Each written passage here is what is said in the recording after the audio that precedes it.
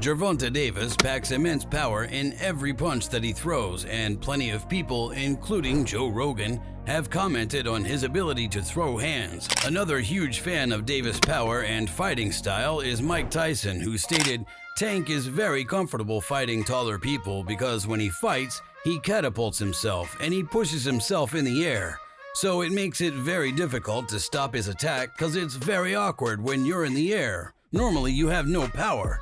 But the way in which he catapults himself, it's almost like a gun being fired.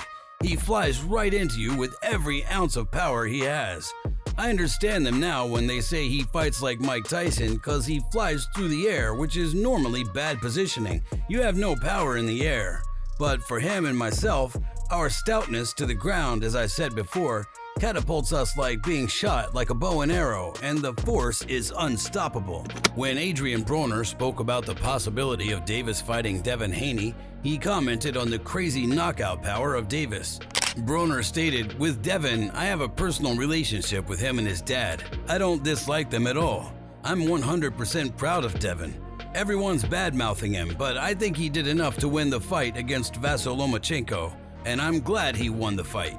But when it comes to Tank, I don't think any of those guys will beat him. He has the talent that all of them have. They all have the same amount of talent, but he, Gervonta, got that together thing that they don't have."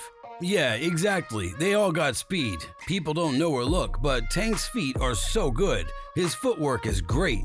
A lot of people don't see that, but I think he's got that thing that they don't. That one-punch knockout power. When Gervonta was getting ready to face Ryan Garcia, Regis Prograis definitely didn't think that Garcia would be able to handle the immense power of Davis, no matter how much he outboxed him throughout the match. Regis stated, "I just feel power-wise, Ryan can probably hit him with some things and outbox him for a little while, but Tank has got 12 rounds to land, and when he lands, I don't know if he's going to be able to take that. I don't know. But for me, I got Tank. He's got 12 rounds to hit him, just like Rolly Romero. Rolly outboxed Tank in his last fight, and he got caught, and that was it. So Tank does have dynamite in his gloves. When he lands, I don't know how Ryan is going to react to that, so we'll see." Gervonta got to showcase his single punch power on TV as he beat fellow boxers at the punching machine.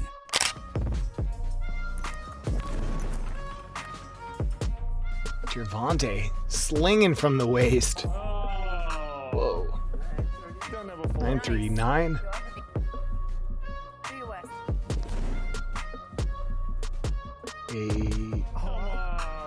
889. Okay. Elijah Flores got to spar with Davis, and he couldn't believe the power he was facing. Elijah stated, "I've been in with a lot of top Arnold Barboza, Joseph Zepeda, and Robert Garcia's guys.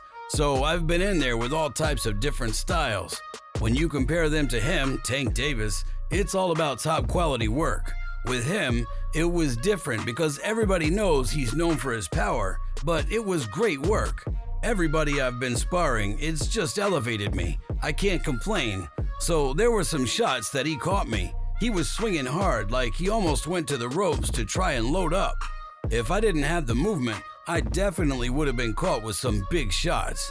I was being caught with some shots. The power is definitely up to the hype." Brian Norman also got to spar with Davis, and he compared him to Terrence Crawford's power. Brian stated, "When I sparred with Terrence Crawford, I was 20 years old, and he tried to old man me and show me I was a boy. But even when you see him fight, he doesn't necessarily one-shot people. He beats you up, then he kills you. But as far as one-shot power and who got that, Gervonta Davis puts his power on a scale, but he also thinks that there's more to it than just power." How far do you think your power translates? In terms of your ability to thump, how far can it go? Strong cruiserweight. Wow. For real? Jesus. Because it's not only power, it's accuracy. So you get a reputation for being a power puncher, which is fair. You do have power. But what do people in your mind miss only paying attention to the power? The accuracy and what else? Yeah, the accuracy. That's the placement. Like even with Rolly, it wasn't just no power shot. It's how I threw it and what spot I hit him in. And then he was walking into it as well, right? The timing, like even the movement I did, like just every little thing, it wasn't just, I just threw a swinging shot. Tony Bellew is absolutely in love with the amount of power that Davis brings to the division. Tony stated, "I love Gervonta Davis. I think he's a monster," Bellew said when speaking with Boxing Social. "I think he's the biggest punching fighter in the lower weight division since Naseem Hamed. I have not seen a fighter with that type of power since Hamed. That boy takes people out. He's a killer." Hector Garcia mentioned in his post-fight interview that he got hit so hard that he didn't know where he was. Garcia stated, "I didn't know where I was when he hit me with that shot. My head still hurts, my vision is back. But that's what happened. I didn't know where I was." When Shakur Stevenson gave his prediction for the Ryan Garcia fight, the one thing he thought Ryan couldn't handle was the power of Davis. Shakur stated, "Ryan doesn't have the IQ or the defense. Tank, one thing he's right about is that his power would translate to 175. I may agree with him. When I see him in the ring with these dudes he's fighting, it looks like his power is very strong. So you can't give up punches. You've got to make him earn everything." George Kambosos Jr. understood Davis' one-punch power, and he saw it in Davis' fight with Hector Garcia. George stated, "That's the thing with Tank. Yes, he's got that extraordinary one-punch power that stops people and takes them out. But he can get away with it now. Still, the higher-tiered fighters, the higher-calibered fighters, will be able to take them shots." Leo Santa Cruz had faced Gervonta Davis at an earlier time, and he warned Ryan Garcia about Tank's massive knockout power. Leo stated, "Tank, I think, has more skills. He's been more active and he throws more punches, and he's there pushing you. And Ryan Garcia is trying to knock you out with the hook or 1-2 punches. It's gonna be a good fight, but I think if Tank catches him, he could knock him out. But also, Ryan could hurt Tank Davis, so it's a pretty even fight. If I had to bet something, I think I'm probably Tank Davis." Tank even had crazy power in his hands when he was 6 years old, as footage came forward about the pro boxer's early years. It crosses my mind, but boxing is way down on the list as far as children getting injured in sports. Even when Joe Rogan spoke about Davis' power, he was absolutely amazed at the potential he had. Joe stated, "I don't think Tank and Ryan was just going to be the selected fight. I just thought Tank was too much. He just has too many tools, and his style is so weird. He's so conservative in the beginning. He's not throwing hardly any punches, but the threat of danger always looms. It's terrifying."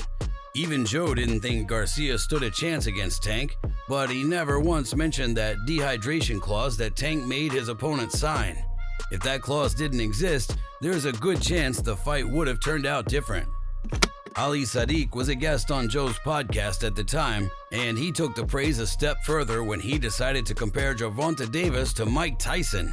Sadiq stated, "It's like Tyson, like people don't realize this like small Tyson. Like, soon as you throw anything, like if I throw my jab out there, I need my knees bent, and I need my elbow to guard my goddamn liver, kidney, all that.